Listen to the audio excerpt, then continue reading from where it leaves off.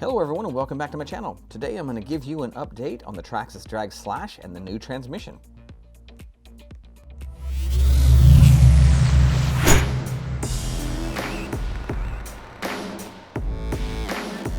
Just as I mentioned in the intro, Traxxas has given us an update on their new transmission.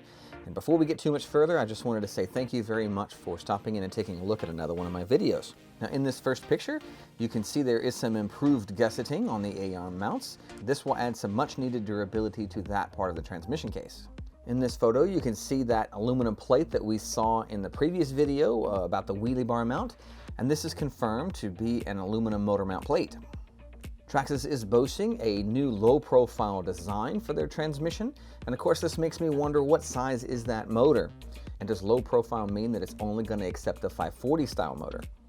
It may be a little disappointing to some that we can't put an 8-scale motor for like an unlimited class in this transmission, but that's some details that we'll have to wait on. In this photo you can see that the motor is clearly mounted between the wheelie bar and the A-arm mount, and this pretty much confirms that this will be a rear-mounted motor.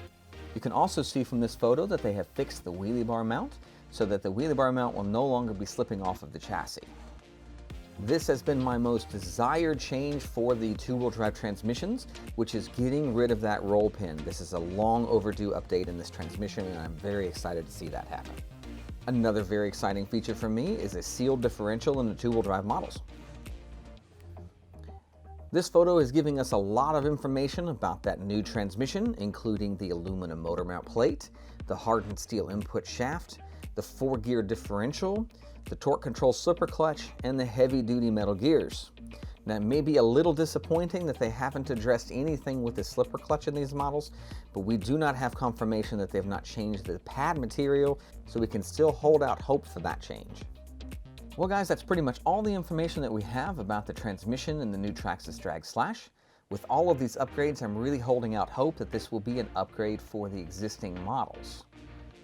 Well, if you've benefited from this video in any way, please consider giving me a thumbs up, a subscription, and don't forget to hit that bell. I mention this in all of my videos. If you're not hitting that bell, you're not getting notified when the new content goes up, so go back and do that for all of your subscriptions. Well, that'll wrap it up for today, and I hope to see you in the next one.